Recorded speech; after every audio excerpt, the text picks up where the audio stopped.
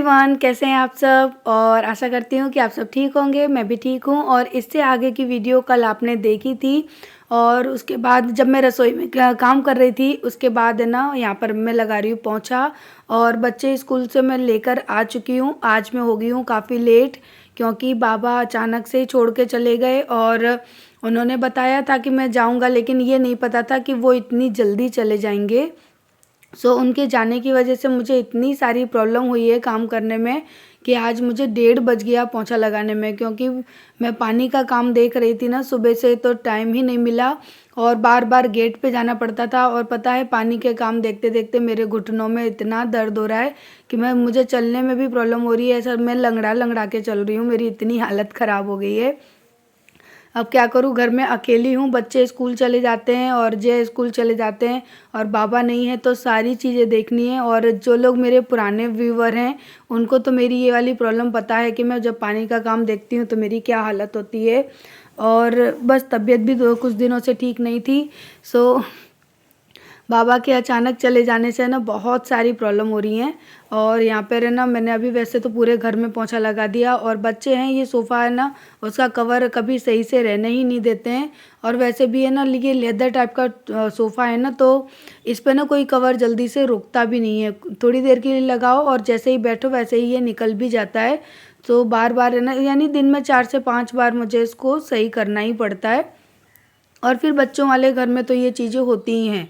अभी है ना, मैं फाइनल अब आ चुकी हूँ अपने लिविंग रूम में पोंछा लगाने के लिए। और इसके बाद एटलीस्ट मेरा पोंछे का काम तो कंप्लीट हो जाएगा। और इसी के साथ में आज मैं आपके साथ है ना कोई एक चीज़ शेयर करने वाली हूँ। आज मैं आपके साथ में शेयर कर रही हूँ mama earth lemon anti dandruff shampoo with lemon and ginger.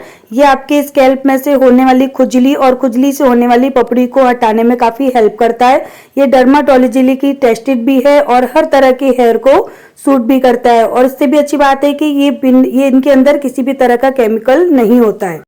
तो जब भी आप किसी भी प्रोडक्ट को बाय करते हैं तो ममा अर्थ आपके ऑर्डर को लिंक करता है एक वेबसाइट से, to a tree that they plan. और इनका एम है 2025 तक 1 मिलियन ट्रीज को प्लान करने का। तो ये इनकी बहुत अच्छी एक पहल है। और ममा अर्थ ना, ये एक प्लास्टिक पॉजिटिव ब्रांड है। ये जितनी प्लास्टिक अपने प्रोडक्ट में यूज करते हैं, उससे कहीं ज्यादा प्लास्टिक को ये रिसाइकिल भी करते हैं। ये ममा अर्थ हर महीने 240 मीट्रिक टन से भी ज्यादा प्लास्टिक को रिसाइकिल करते हैं। यानी कि 1 MT बराबर 1000 किलोग्राम प्लास्टिक को ना ये रिसाइकिल करते हैं, यानी उससे भी ज्यादा। ये बहुत अच्छी एक बात है इनकी। और अगर आप ममा अर्थ के इन प्रोडक्ट को बाय करना चाहते हैं तो आप Amazon, फ्लिपकार्ट, नायका, पर्पल से इजीली बाय कर सकते हैं। आप इन्हें ममा अर्थ की ऐप से भी बाय कर सकते हैं, ममा अर्थ की वेबसाइट से भी बाय कर सकते हैं। और अगर आप मेरा कूपन कोड यूज करोगे तो आपको यहाँ पर 20% का डिस्काउंट भी मिल जाएगा ऑनलाइन में। और इससे भी पता है, अगर आप ऑनलाइन से नहीं बाय करना चाहते हैं तो आप ना ममा अर्थ के ये जो प्रोडक्ट है ना, आपके नियर बाय स्टोर पे भी आपको बहुत ही इजीली मिल जाएंगे। आपको ये बहुत अच्छा फायदा होने वाला है कि आप हर जगह से ममा अर्थ के प्रोडक्ट को बाय कर सकते हैं। मैंने ना ममा अर्थ का ये जो एंटी डैंड्रफ शैम्पू है, ये मैंने बाय किया है। बहुत अच्छा शैम्पू है, क्योंकि इसके अंदर लेमन एंड जिंजर दोनों के गुडनेस है। होता है ना, विंटर में थोड़ी सी इचीनेस भी आ जाती है और बालों में थोड़ी सी डैंड्रफ भी हो जाती है, तो इन चीजों को रिमूव करने में काफी हेल्प करेगा। अगर आपने ममा अर्थ की है ना ऐप को डाउनलोड नहीं किया है तो लिंक आपको डिस्क्रिप्शन में मिल जाएगी। आप ना डिस्क्रिप्शन में से लिंक से ममा अर्थ की ऐप को डाउनलोड कर सकते हैं और अपनी चॉइस के, अपनी पसंद के कैसे भी प्रोडक्ट वहां से आप बाय कर सकते हैं। हेयर के अकॉर्डिंग, स्किन के अकॉर्डिंग, ब्यूटी के अकॉर्डिंग आप वहां से जो अपनी मनपसंद के प्रोडक्ट है आराम से ले सकते हैं। तो फटाफट से जाइए और आप भी अपनी चॉइस के प्रोडक्ट को बाय करिए। Hey everyone, good evening. और अभी मैं जा रही हूँ ऊपर। आज तो मैं परेशान हो गई, बाबा चले गए और दोपहर के बाद से मैं अकेली घर में, दोपहर नहीं 10 बजे के बाद से। तो चलिए मैं आपको अपना गार्डन दिखाती हूँ, क्योंकि वही मैंने क्लीनिंग की है अपने गार्डन की, तो आप लोगों को दिखाती हूँ कि क्लीनिंग के बाद कैसा लग रहा है। तो ये देखिए, मैंने सब पेड़ों में खाद पानी अच्छे से दे दिया है। ये रखी है मेरी एक मनी प्लांट यहाँ पे छोटी सी, हल्का सा मैंने इसको खोल रखा है ऐसे हवा लगे। ये देखिए कितनी बड़ी हो गई है ये। मैंने बिल्कुल भी ध्यान नहीं दिया था, विंटर में सब ऐसे ही छोड़ रखा था, लेकिन मेरे पेड़ पौधे ठीक ठाक हैं यहाँ पर। और ये देखिए अभी इनको धोना बाकी है, कुछ कुछ धो दिए हैं, कुछ कुछ धोने बाकी है। इसमें पानी डालना है। देखिए पूरा मैंने गार्डन साफ़ किया। ये थोड़े बहुत पौधे हैं, आधे रखे हैं बाहर धूप में। ये मेरा कुछ कुछ है ना, पौधे मेरे ख़राब हो रहे हैं, मौसम चेंज हुआ है ना इसलिए। ये देखिए मनी प्लांट। और चलिए अब बाहर दिखाती हूँ।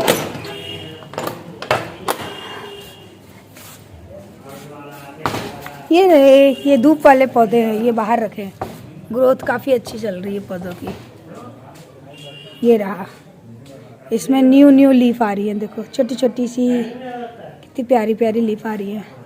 मैंने यहाँ डोरी से बांध रखा है, वरना बंदर है ना तोड़ देंगे। ये अभी स्टार्ट हो रहा है। और इधर भी है, देखो इसमें तो काफ़ी अच्छे से न्यू लीफ आ गई हैं, काफ़ी अच्छे से ग्रोथ चल रही है।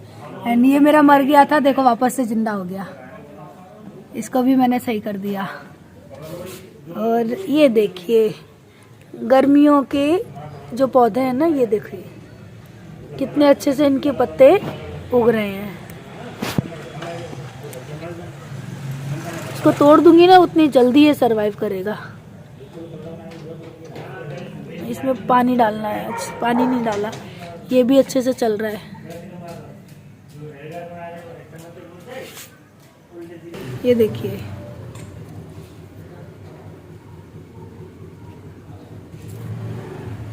न्यू न्यू एकदम अच्छे अच्छे नए नए पत्ते उग रहे। देखो इधर है ना।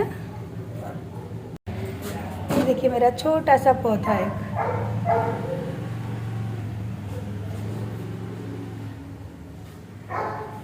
ये कुछ नीचे रखे हुए हैं।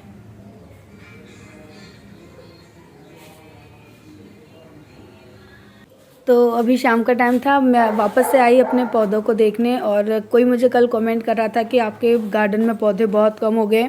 तो हाँ डियर, ठंडियों में काफ़ी पौधे हैं जो कि मर गए हैं। और मैं जब अहमदाबाद गई थी तब भी मेरे काफ़ी पौधे मर गए थे, क्योंकि देखने वाला इनको कोई नहीं था।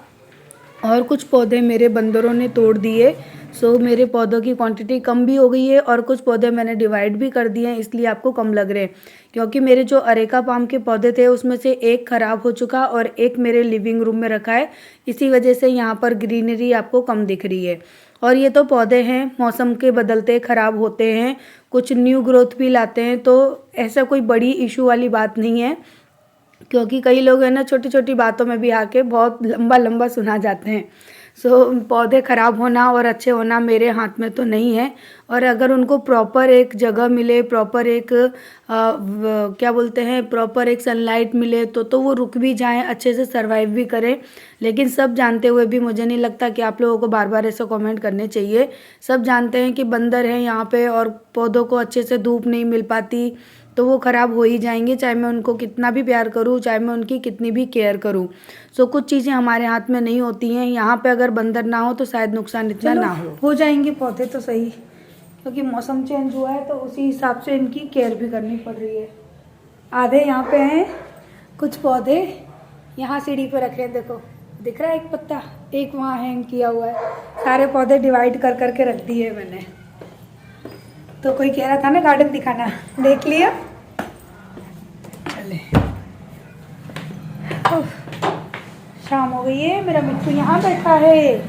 मिट्टू मिट्टू बेटू, अरे मोलू कहाँ है? बेटू बेटू कैसे नहीं बोलता, भाग गया। कैसे नहीं बोल रहा?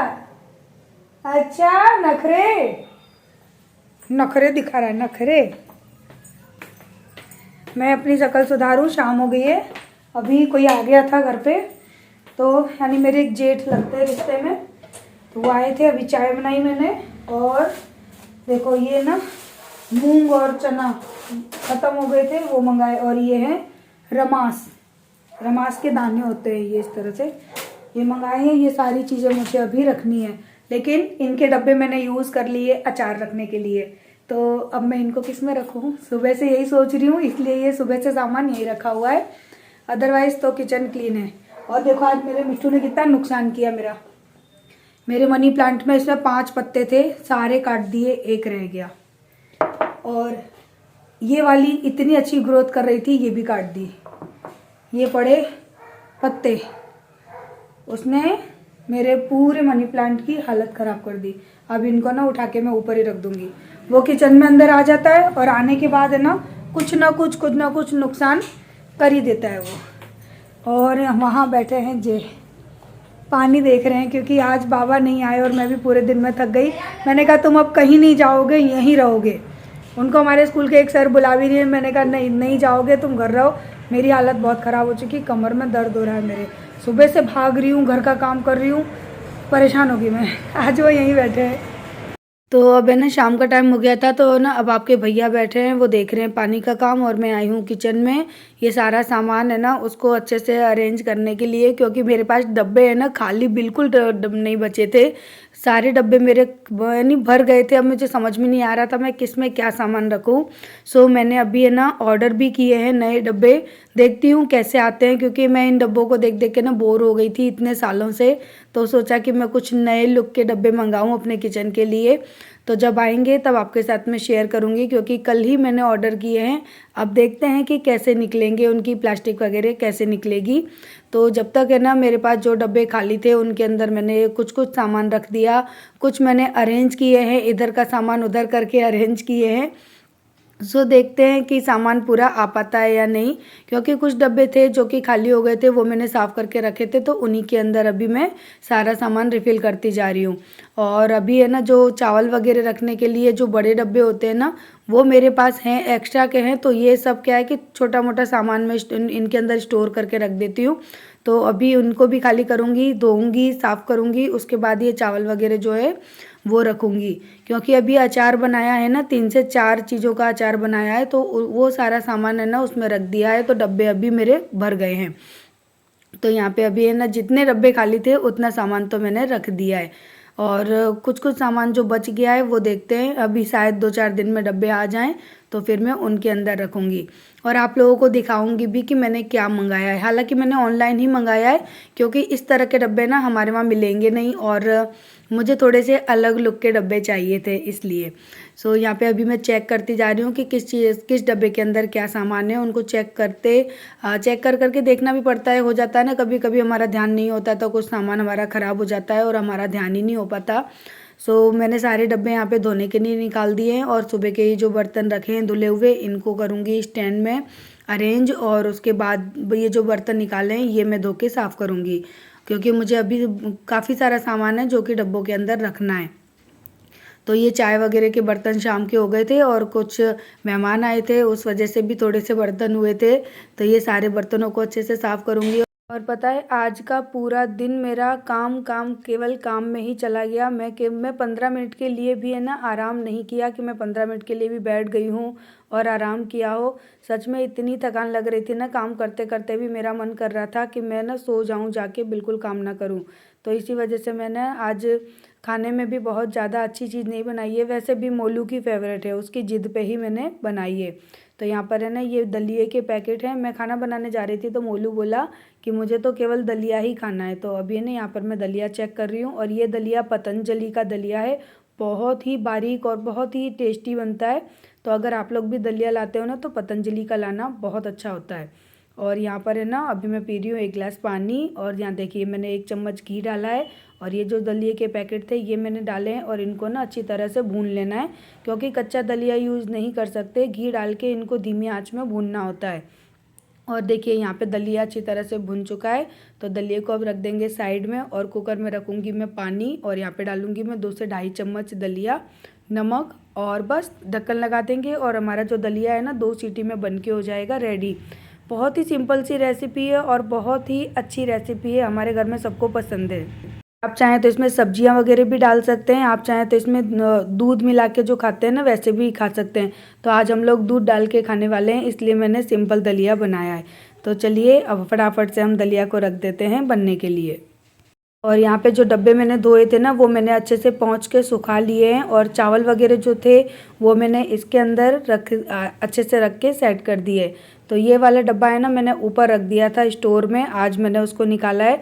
और यहाँ पर जे लेकर आए हैं काफ़ी सारी सब्जियाँ, लेकिन सच बताऊँ इन सब्जियों को निकालने की या फिर अरेंज करने की मेरी ना अभी हिम्मत ही नहीं हो रही है। देख के मैंने वापस रख दिया कि इतना सारा काम अब मैं नहीं करने वाली। तो भिंडी लाए हैं, हरी प्याज लाए हैं, हरे धनिया लाए हैं, बैंगन लाए हैं और पत्ता गोभी लाए हैं, फूल गोभी लाए हैं। सारी सब्जियां ऐसी लाए हैं कि जल्दी ही बनानी पड़ेंगी वरना खराब हो जाएंगी।